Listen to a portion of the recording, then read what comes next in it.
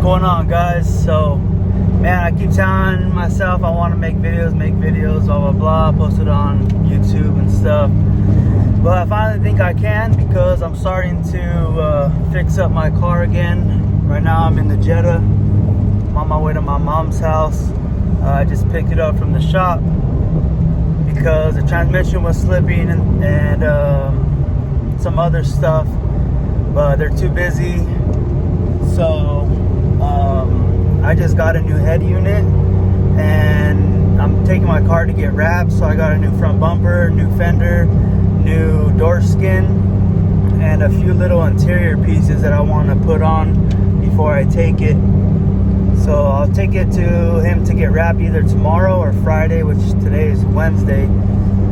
So first thing I'm going to do is put this head unit in. I'm pretty stoked on that because I've had this stock head unit obviously since I've had the car. I've never thought about upgrading or anything, and one of my buddies on Instagram had recommended Enos or something brand that basically a plug and play.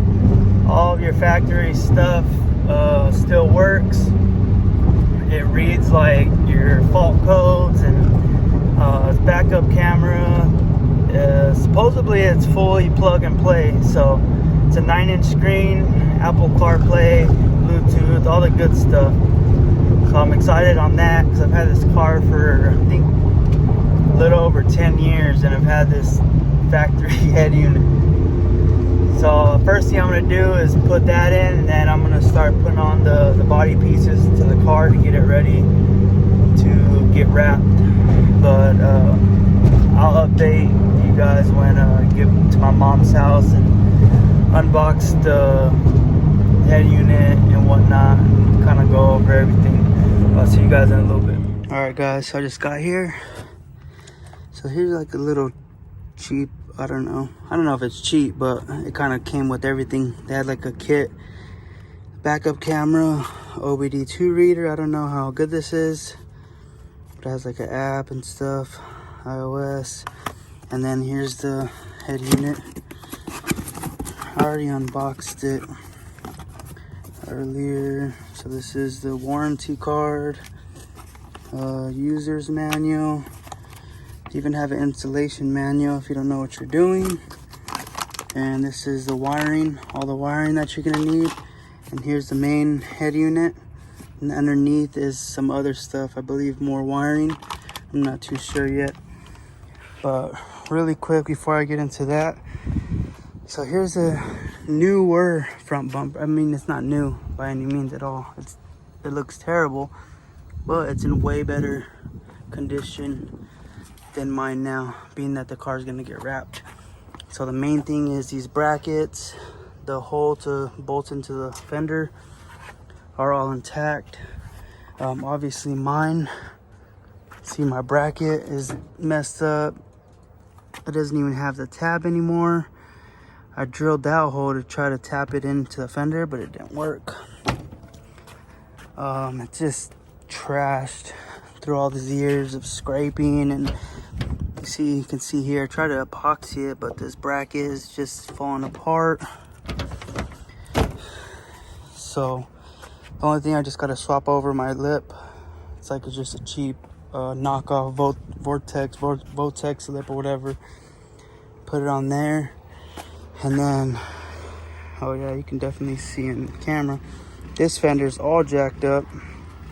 Long story on that, but I'm getting rid of that. This door is pretty clean. This door is clean.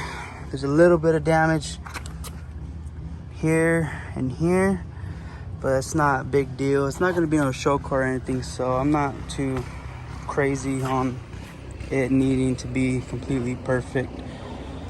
My quarter panels are obviously kind of buckled in because the rear is too low, and on big bumps it smashes down into my fender, or my wheel, sorry. I wanted to get a new rear bumper, but it's not in that bad of shape to where I wanted to sit in 100-degree weather at the pick apart and take one off. So this side is a lot worse, you can see. And then I was side swiped right here. Has a nice buckle in it. I don't know if he's gonna be able to fix that, but that's that. This door's clean. This door, you can't really see it that well, but there's a big, like, it's just really wavy right here. So that's why I got a door skin for there. And this fender is in decent shape. Has a little bit of scratches, but as far as dents, it's not too bad. There's a little bit of dent down here, but like I said, it ain't gonna be no shock or anything fancy, so I'm not too worried about it. But I'm gonna take this all apart and start taking apart mine. What's up, guys? So back at it. I started taking off the parts. So all the videos that I've seen on YouTube and stuff, they're all for like Mark 6 Plus or Mark 6. I haven't seen a video on a Mark 5. Generically the same, but there's a little bit different things. So depending on the year you have this this vent, and you have this tray, and then this vent. So those two pieces are clips. This whole top piece is one, but back here there's a I want to say like a T20. I just used a pocket screwdriver to get it out, but now I need these two hands. But this whole top piece should come out, so I'm gonna get that out, and then I'll show you guys the rest on taking this stuff off. So scratch that, I lied. There's one here, and another here. So the total of 3 that hold in this top tray. So I'm gonna take those off really quick. All right, so that top tray's out. Also, you're going to make sure you disconnect the passenger airbag, like LED light sensor, and then your hazard switch. So that's out of the way. And then they gave you this, which is nice. I didn't think they would, but now you're gonna want to pop out this outer panel that's all like encasing the stereo and all your switches. So let me go ahead and pop that out really quick. So basically I started from the bottom, and then these two Torx, the same size as the ones above, hold this on as well. Now these are a little bit tighter for me, so I don't think I'm gonna be able to get them with the flathead. So let me go ahead and grab I think it's a maybe it's T15, T20 or something, and get those out. All right, so it's pretty straightforward, super easy. This is upside down, but you can see 4 bolts. Like I said, if you've already watched the other one, at this point it's pretty much gonna be the same. So I took that out. There's only 2 connectors, the main harness and then the wire for your antenna. Not too sure what all this other stuff is, probably just I mean, there's a fuse there and stuff, but I'm gonna go ahead and grab the other head unit and start plugging and playing. All right, guys, so check it out. Like I said, it wasn't a how-to, but well, bam, let's go. I'm so pumped. So everything's not finalized. Like I have the Apple CarPlay and USB just coming out of this hole. I'm gonna do some like custom hole or something to mount those properly. But let's start it up. Or not start it up, I'll just put on accessory for now. And I changed the thing to welcome to Volkswagen. It's kind of corny, but whatever, I like it. The only thing that sucks about this, which I've seen in other videos, is the startup time. So it does a welcome to Volkswagen, does Android, and then if you've already seen videos, it does this. And then from there, it'll boot up to your home screen. And my main thing I wanted this for was for the Apple CarPlay. So to get there, gotta go here, there. Let me plug in my phone really quick.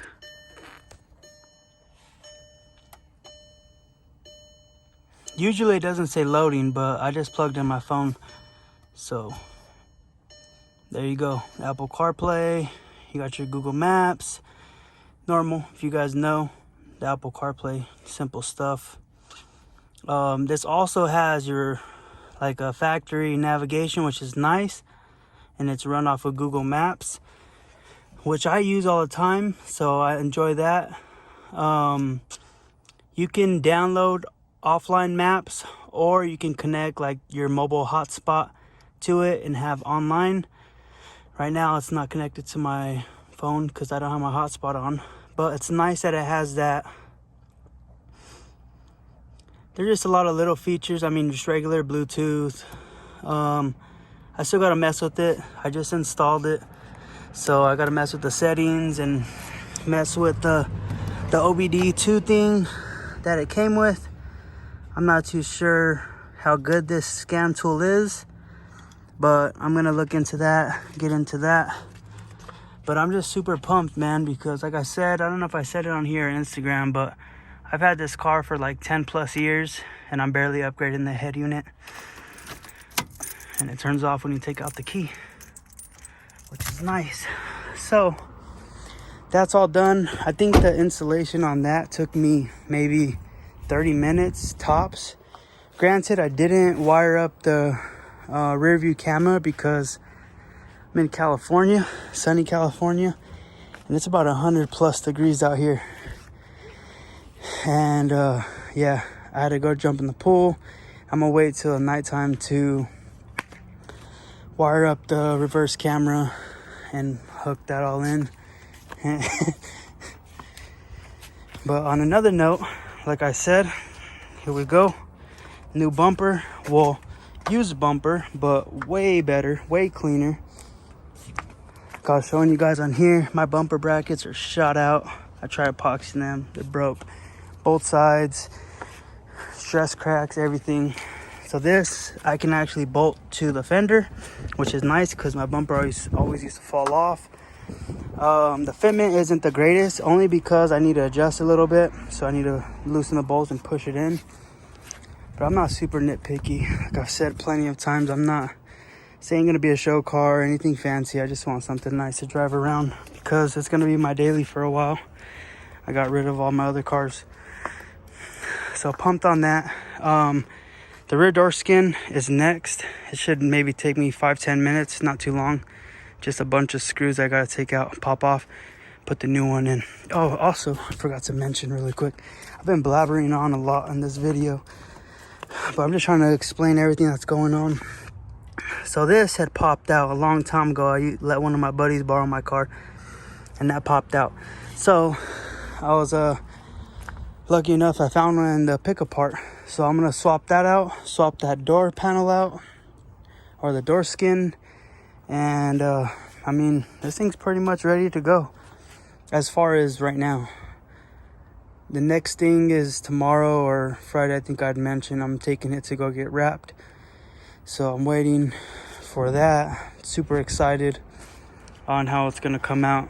So this car is gonna look completely different once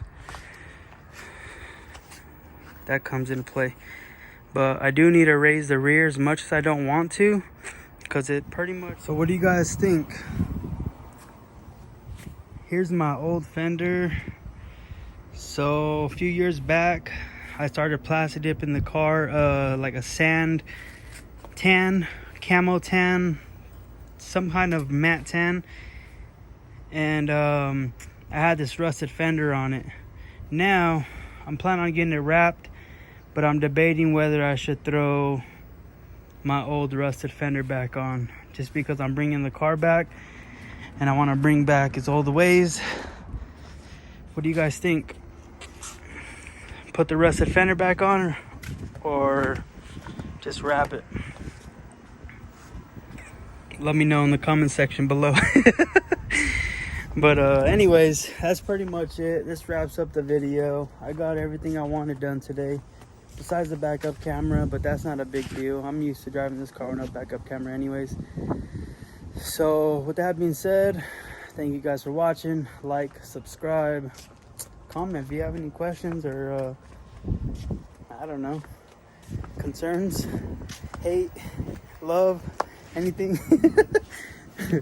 All right, y'all, peace out.